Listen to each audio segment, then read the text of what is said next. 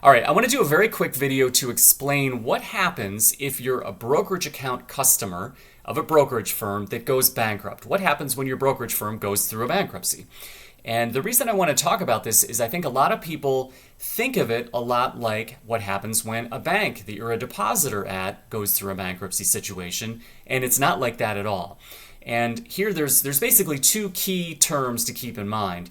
One term is commingled and the other term is segregated. And so let's start with the banking situation. If you're a depositor at a bank, your deposits are commingled with all the other depositors, and it's commingled on that bank's balance sheet. So that bank's assets and liabilities include your deposits, and technically you're a creditor of that bank.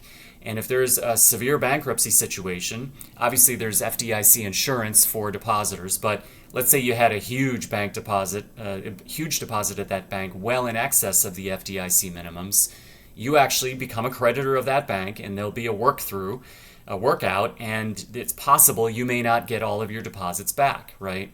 So that is when those assets are all commingled and you become a creditor and you get in line.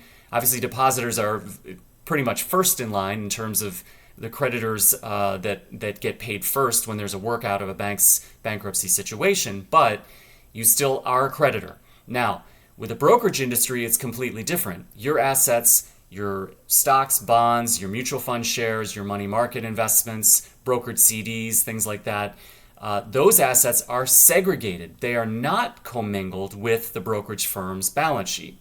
So the brokerage firm has its own balance sheet of assets and liabilities, etc., but you yourself have client assets that are segregated and they do not sit commingled on that brokerage firm's balance sheet. So your assets are yours, and if there's a bankruptcy of the company itself, your assets remain yours. So that is an important distinction, and I think a lot of people fail to know about that.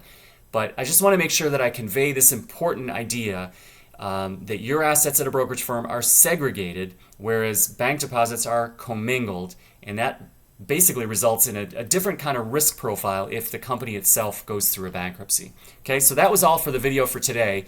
I'm going to tie it into the next video where I'm going to talk about under what circumstances you might want to actually have accounts at multiple brokers, but we'll save that for the next video. All right, so thanks so much for watching.